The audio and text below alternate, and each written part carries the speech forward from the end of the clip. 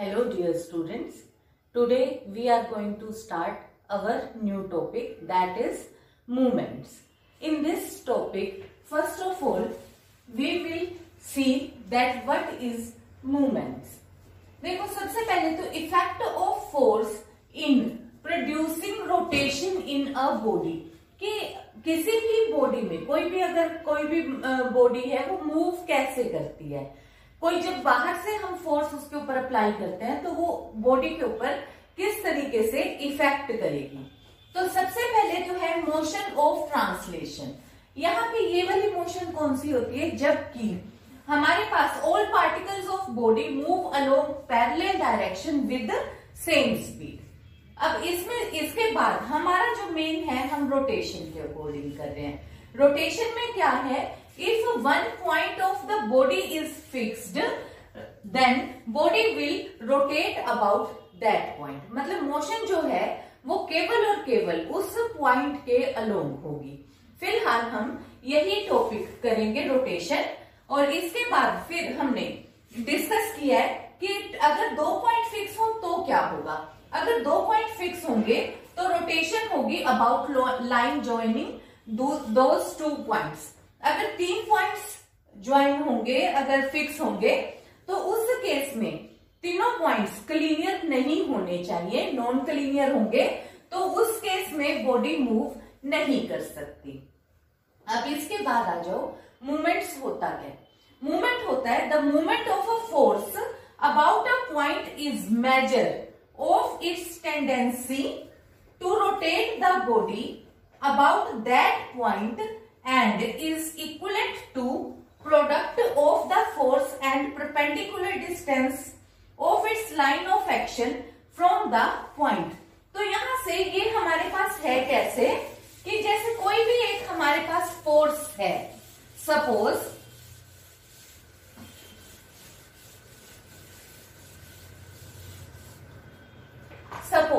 हमारे पास ये कोई एक फोर्स दी हुई है, एफ फोर्स।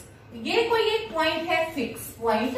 इससे हम यहां से इसके ऊपर परपेंडिकुलर डाल देते हैं तो ये हो गया ओ एन। ओ एन को हमने कह दिया से परपेंडिकुलर डिस्टेंस इसका हो गया पी। तो फोर्स अपने पास, force into perpendicular distance is equal to movements, ये होगा। अब देखो जो इसकी डायरेक्शन है, अगर पॉइंट्स से तुम इस डायरेक्शन में लोगे तो ये कौन सी डायरेक्शन हुई, एंटी क्लॉकवाइज।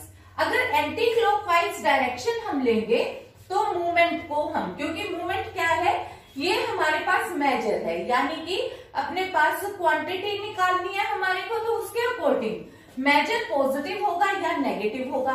पॉजिटिव और नेगेटिव डायरेक्शन डिसाइड करता है। तो यहाँ पे क्योंकि इफेक्ट तो जो है वो नेगेटिव ऐसे तो होता नहीं, वो क्यों होता है, ड्यू टू डायरेक्शन।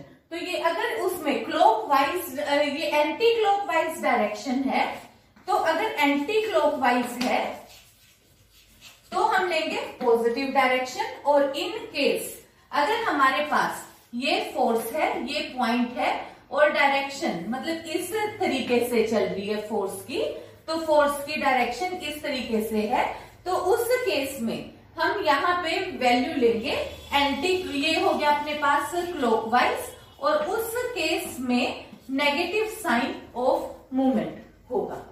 तो ये अपने पास है साइन कैसे डिसाइड होगा फॉर मूवमेंट का। इसके बाद एक चीज और है कि मूवमेंट की क्वांटिटी होती कितनी है। अब देखो मूवमेंट है कैसे, जैसे हमने सपोज ये जो फोर्स है, कोई भी फोर्स होती है तो उसका कुछ ना कुछ मैग्नीट्यूड भी होता है।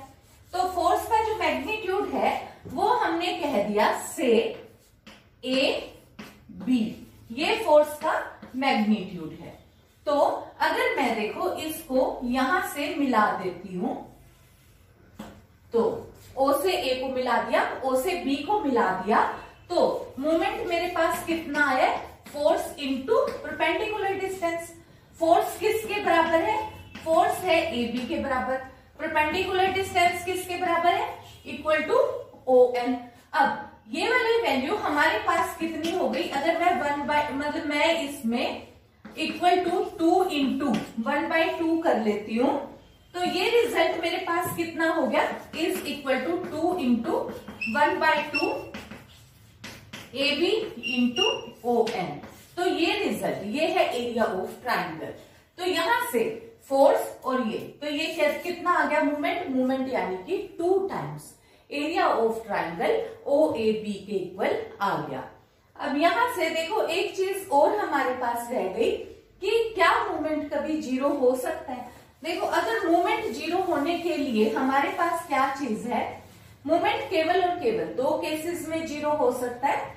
एक तो कि फोर्स ही इटसेल्फ जीरो हो जाए, फोर्स यानी कि वैनिश हो जाए, और दूसरा केस हमारे पास है जैसे ये A और B पॉइंट है जिसमें से कि फोर्स पास कर रही है, और अगर ये O पॉइंट कह लो, O पॉइंट क्या है, point of action of force, ठीक है, रोटेशन जहां से हम लेते हैं। तो मूवमेंट का अगर पॉइंट ऑफ एक्शन जो है वो O इसी AB लाइन के ऊपर हो जाता है, यानी कि फोर्स इसी लाइन में से क्रॉस कर रही है, तो उस केस में हमारे पास परपेंडिकुलर डिस्टेंस कितना हो जाएगा, 0, और उस केस में मूवमेंट फिर से 0 हो जाएगा। सो let us move on towards our numerical portion. This is our first question in which ABCD is a square. 3 forces, each of magnitude P, act along DA, AB and BC. A fourth force 2P act along CD. Find a point on AD such that algebraic sum of moments of force about it is vanishes. अब देखो इसमें हमारे को करना कैसे है, सबसे पहले तो हमने एक स्क्वायर बना लिया। स्क्वायर में अपने को जो फोर्सेस दी हुई हैं वो कहाँ पे, पहले तो मैंने ABCD फोर्स से एक स्क्वायर बनाया, हर एक साइड स्क्वायर की मैंने A कंसीडर कर ली, each side B equal to A, जैसे AB BC CD DA, हर एक की लेंथ मैंने A कंसीडर कर ली। अब मुझे देखो P force, magnitude of P force along कहां कहां दी हुई है, देखो DA, तो मैंने ये डायरेक्शन मेंशन करी, फिर AB, फिर BC मैंने ये मेंशन कर दी। अब इसी तरीके से फिर मेरे पास फोर्थ फोर्स है 2P, और वो किसके अलोंग है, अलोंग CD, ठीक है, ये भी मैंने मेंशन कर दी। अब मुझे क्या कहा है कि एक पॉइंट मुझे दिखाना है, find a point on AD के ऊपर, तो AD के ऊपर मैंने यहाँ पे कहीं पे, मुझे नहीं पता कि कहाँ पे लेना है, तो मैंने किसी भी एक प्लेस पे आर्बिट्ररली E पॉइंट शो कर दिया। तो फिर जब मैंने E पॉइंट शो किया तो ये A से कुछ ना कुछ डिस्टेंस पे होगा, तो मैंने लेट कर लिया कि ये X के डिस्टेंस पे है। अगर ये यहाँ से X के डिस्टेंस पे, पर क्योंकि ये टोटल लेंथ कितनी है A, तो D से E तक का डिस्टेंस मेरे पास कितना आ गया, A माइनस एक्स। देखो अब ये सारी चीज तो हमारे पास आ गई। अब हमारे को क्या निकालना है, movement about this point E point के अलोंग। अब देखो जो भी फोर्स है ये किस डायरेक्शन में जा रही है, एंटी क्लॉकवाइज। एंटी क्लॉकवाइज है तो इसलिए हम कौन सा साइन लेंगे, पॉजिटिव साइन। पॉजिटिव साइन में अब देखो सबसे पहले मैंने इस फोर्स P से स्टार्ट किया, P के साथ इस ये वाली जो P फोर्स है इसका परपेंडिकुलर डिस्टेंस कितना है, x।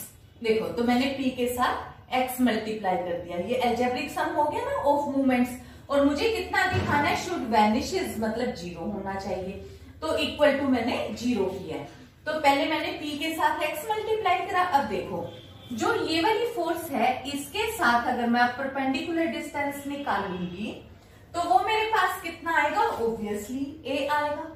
अब ये वाली जो फोर्स है ये 2P, इसके साथ परपेंडिकुलर E का निकालना है ना, तो वो कितना आएगा, A माइनस एक्स। तो 2P के साथ मेरा परपेंडिकुलर डिस्टेंस कितना हो गया, A माइनस एक्स। अब रह गया लास्ट P। अब ये चीज देखो, जो ये P फोर्स है, P फोर्स AD में है और के अलोंग है, और E पॉइंट भी इसी के ऊपर लाई करता है, तो लाइन ऑफ एक्शन और पॉइंट ऑफ एक्शन ये सेम हो गया, तो इस वजह से ये कितना हो जाएगा, 0। तो इस बार P into 0 is equal to, फिर ये 0 हो गया। यहां से जब तुम सोल्व करोगे तो यहां से तुम्हारे पास x की वैल्यू आ जाएगी 3a। तो यहाँ पे क्योंकि हमें वैल्यू ही ई की निकालनी थी, मतलब उस पॉइंट की निकालनी थी जिसपे कि सिस्टम का इक्विलिब्रियम वैनिश हो जाए, मोमेंट वैनिश हो जाए। तो यहाँ पे क्या है, E is point on AD produced such that AE should be equal to 3A, that is 3 times AD. Let us move on towards our next question. In this question, forces 2, 6, 8, 12, 16 and 20 kg act alongside AB, BC, CD, DE, EF, F and FA respectively of a regular hexagon of side 2√3 meter. Find the algebraic sum of the moment of forces about A, पहले तो A के about निकालना है, second centre of hexagon के। तो देखो अपन regular hexagon की properties already last lectures में डिस्कस कर चुके हैं। तो ये तुम्हारे को हेक्सागन बनाना आता है, तो हमने पहले A B, B C, C D, D E F, F A, ये हमने एक हेक्सागन कंप्लीट कर दिया। जब हमने हेक्सागन बनाया तो हर एक साइड हेक्सागन की 2√3 साइड की दी हुई है। तुम्हारे को ये पता है कि हर एक एंगल जो इंटीरियर एंगल है हेक्सागन का, हर एक इंटीरियर एंगल 120 डिग्री का होता है और हर एक एक्सटीरियर एंगल 60 डिग्री का हो जाएगा। कैसे?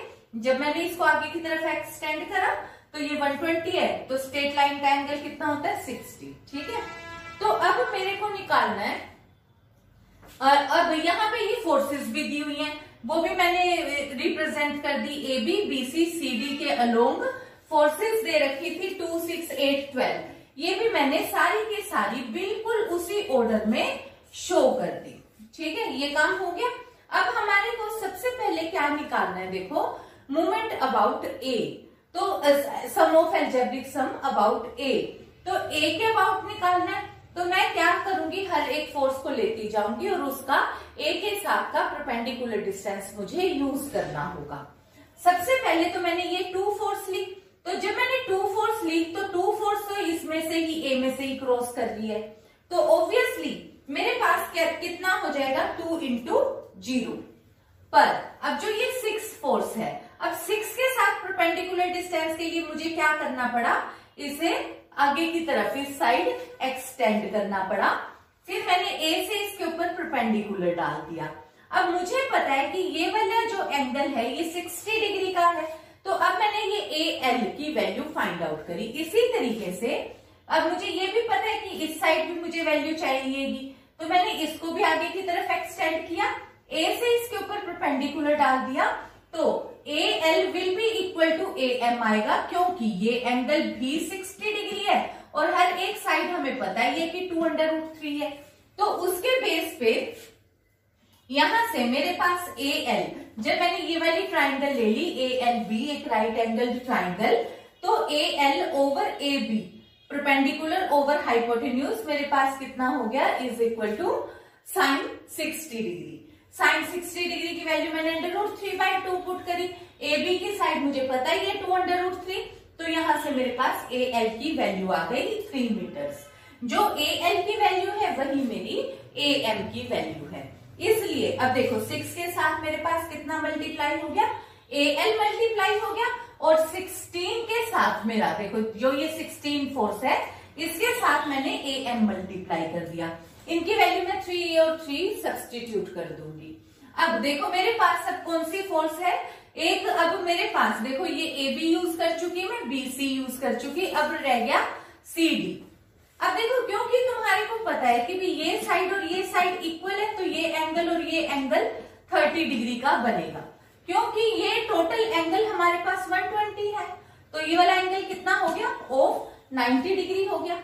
अब ये क्योंकि 90 डिग्री है, तो यानी कि ये हमारे पास परपेंडिकुलर इस फोर्स के साथ ये ए सी मेरा क्या चीज हो गया, परपेंडिकुलर डिस्टेंस। यानी कि अब मुझे 8 के साथ मल्टीप्लाई करना है ए सी, और इसी तरीके से जो ये मेरी 12 फोर्स है इसके साथ भी बिल्कुल सेम यही चीज, ये भी एंगल मेरे पास कितना आ गया, 90 डिग्री। 12 के साथ भी मेरे पास देखो 90 डिग्री का, क्योंकि बिल्कुल सेम, ये वाला एंगल 30, ये एंगल 30, ये साइड और ये साइड इक्वल, तो ठीक है।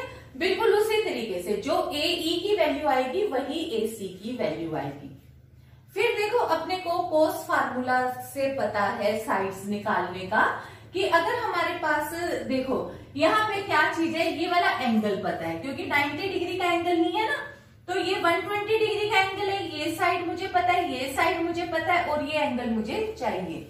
तो उस केस में मैं यूज कर सकती हूँ AC square is equal to AB square plus BC square using cosine formula to find the side,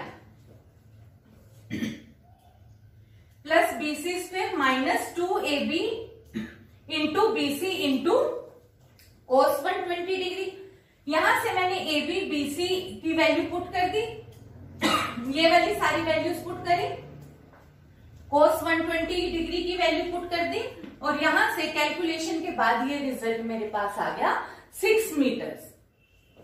अब देखो मेरे पास टोटल वैल्यूज आ गई, AC की भी वैल्यू आ गई, वही वैल्यू जो AC की है वही वैल्यू मेरी AE की है। अब A के अबाउट मूवमेंट, तो 2 के साथ हम कर चुके 0, 6 के साथ हम कर चुके 3 क्योंकि ये AL की वैल्यू, इसी तरीके से 8 के साथ हमने मल्टीप्लाई किया AC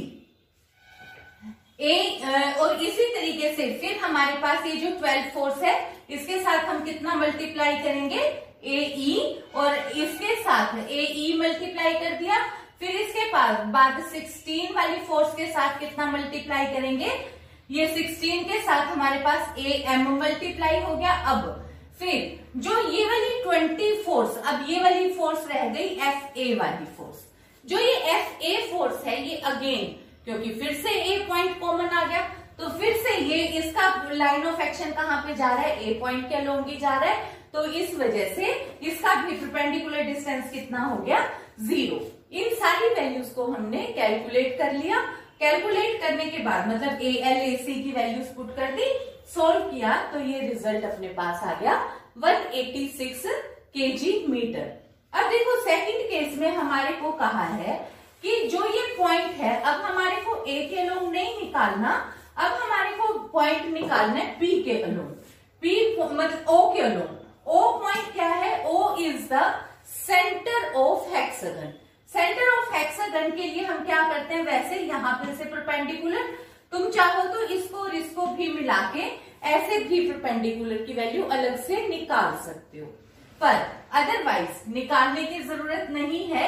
जो ये परपेंडिकुलर है, क्योंकि ये चाहे तुम इसके साथ लगाओ, इसके साथ, किसी भी साइड के साथ परपेंडिकुलर डिस्टेंस हर टाइम सेम आएगा। 6 की 6 साइड्स के साथ परपेंडिकुलर डिस्टेंस इस बार सेम आएगा। सेम आने में और ये इसकी वैल्यू कितनी होती है, हाफ ऑफ, देखो जो ये क्योंकि ये सेंटर है तो यहां से ये बिल्कुल हाफ ऑफ AE के बराबर आएगा, AE कह लो या AC कह लो। तो ये जो सेंटर है वो हमारे पास हाफ ऑफ AE आएगा। तो हमने ये क्या किया, परपेंडिकुलर डिस्टेंस O से हर 6 की 6 साइड्स का कितना कंसीडर कर लिया P, क्योंकि क्या है इस बार the centre of hexagon. Centre of hexagon हमने क्या शो किया, O से एक साइड निकाल दी, हमने बता दिया कि that is half of AE या AC कह लो, इज इक्वल टू 1/2 इंटू 6 और वो हो गया अपने पास 3 मीटर्स। अब सारी की सारी साइड्स को अब फोर्सेस के साथ 2 है, 2 के साथ भी इस बार अब क्या मल्टीप्लाई होगा P, क्योंकि 2 फोर्स इस बार, पहले तो A था तो इस वजह से ये 0 हो गया था, अब O में से तो कोई भी फोर्स क्रॉस नहीं कर रही, और सबकी डायरेक्शन भी ये चेक करो, देखो सबकी एंटी क्लॉकवाइज डायरेक्शन है, इसलिए हम सारी फोर्सेस पॉजिटिव में लेके चलेंगे। तो हमने लिया 2 into P, 6 into P, 8P, 12P, 16P, 20P, इनको कैलकुलेट किया तो आ गया 64P। P की वैल्यू हम कैलकुलेट कर चुके हैं 3, तो 3 से मल्टीप्लाई करा और ये हमारे पास आ गया 192 kg meters. Now in this question we have a man on ground is pulling a vertical tree with a given force by means of a rope P meter long. At what point of the tree must one end of a rope be attached so that he may have greatest tendency to pull it over. अब देखो सबसे पहले हम statement समझेंगे, question समझेंगे। इसमें कहा क्या है, अपने को दिया हुआ है कि ओ बी एक कोई पेड़ है, पेड़ को हमने पुल ओवर करना है। पुल इट ओवर के लिए हमारे पास देखो जो ट्री है उसको उखाड़ना अगर है तो यानी कि जड़ से निकालना है, यानी कि जो भी वेरिएशन है, मोशन है, फोर्स, वो हमारे पास किस तरीके से अपने को अप्लाई करनी है ताकि वो ओ को टिल्ट कर सके। तो इस वजह से हमारे को जो भी टेंडेंसी, तो अब देखो जो ये पेड़ है, पेड़ हमारे पास है ओबी, पर रस्सी हम लास्ट के कोने पे तो नहीं बांधेंगे पेड़ के, तो हमने जहां तने के ऊपर जो भी इसका स्टेम है उसके ऊपर जहां पे भी रस्सी को बांधा है वो पॉइंट हमने सी ले लिया, और इधर से जो पर्सन है वो ए लिया है, और वो पर्सन पुल कर रहा है रोप को। ये रोप सी पे बांधी हुई है, पेड़ की लेंथ मतलब ये हमने ओ सी कंसीडर कर ली, रोप की लेंथ ए सी कंसीडर कर ली, और वो हमें पी गिवन है। और यहाँ पे वैल्यू अपने पास कितनी होगी, जब वो पर्सन अपनी तरफ खींचेगा तो फोर्स इस तरफ अप्लाई होगी, और ये भी हमारे पास कौन सी डायरेक्शन हो गई, एंटी क्लॉकवाइज डायरेक्शन हो गई। तो इधर अपने पास फिर वैल्यू जिस तरीके से आएगी, तो अपने को एक्चुअली में अब निकालना क्या चीज है कि ये फोर्स इंटू ओ एल, जो मूवमेंट है वो हमारा क्या होगा, force into O L. O L की वैल्यू अब अपने को फाइंड आउट करनी है। अब मेरे को ओ एल की वैल्यू फाइंड आउट करनी, क्योंकि ट्री मुझे पता है कि स्ट्रेट होगा, यानी कि ये पर्सन के साथ 90 डिग्री ऐसे अगर मैं ज्वाइन कर दूं तो 90 डिग्री का एंगल बनाता है, और मेरे को वैल्यू निकालनी है, ये वाली ओ एल की वैल्यू निकालनी है। तो मैंने ये वाला एंगल थीटा कंसीडर कर लिया, मैंने ओ से इसके ऊपर ए सी के ऊपर एक परपेंडिकुलर डाला, तो यहाँ पे क्योंकि ये परपेंडिकुलर मूवमेंट के लिए मुझे चाहिए था फोर्स इंटू परपेंडिकुलर डिस्टेंस, तो जब मैंने ये परपेंडिकुलर डिस्टेंस डाल दिया तो अब ये ओ एल की वैल्यू मुझे चाहिए। ओ एल के लिए फिर मैंने कहा कि ओ एल देख लेते हैं कि यहाँ कितना एंगल बनाता है। ये पेड़ के साथ हमने लेट कर लिया कि थीटा एंगल बनाता है, क्योंकि ये 90 डिग्री का एंगल है, तो यहाँ पे कितना रहेगा 90 माइनस थीटा, तो ये एंगल भी हमारे पास कितना हो गया, क्योंकि ये तो हमने परपेंडिकुलर ही डाला है, तो इस वजह से ये वाली ट्राइंगल के अकॉर्डिंग ये एंगल भी कितना हो गया अपने पास, इक्वल टू थीटा। अब देखो सबसे पहले तो हम एक ये वाली ट्राइंगल ले लेते हैं, इस वाली ट्राइंगल के अकॉर्डिंग हमारे पास अब रिजल्ट कितना आ गया, in triangle AOC, OC over AC is equal to sine theta. AC की वैल्यू अपने को दी हुई है पी, तो यहां से ओसी की वैल्यू आ गई मेरे पास पी साइन थीटा।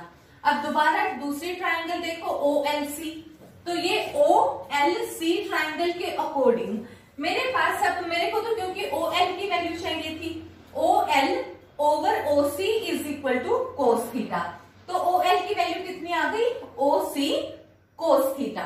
तो यहां से जो मेरे पास मूवमेंट कितना है, force into O L, O L की वैल्यू मेरे पास कितनी आई, ओ सी कोस थीटा, ओ सी की वैल्यू कितनी आई, पी साइन थीटा। ये मैंने सब्स्टिट्यूट कर दिया, 2 से मल्टीप्लाई 2 से डिवाइड कर दिया। जब मैंने 2 से मल्टीप्लाई और 2 से डिवाइड किया तो ये मेरे पास हो गया 2 sine theta cos theta is equal to sine 2 theta. अब देखो यहाँ पे क्या कहा है, so that he may have greatest tendency. अब ग्रेटेस्ट टेंडेंसी जो मूवमेंट में हमारे पास रिजल्ट आया है वो कितना आ गया, movement is equal to 1/2 F P sine 2 theta. देखो फोर्स यहाँ पे जो भी वेरिएबल है वो क्या चीज है, ये साइन 2 थीटा, क्योंकि फोर्स हमने अप्लाई की हुई है।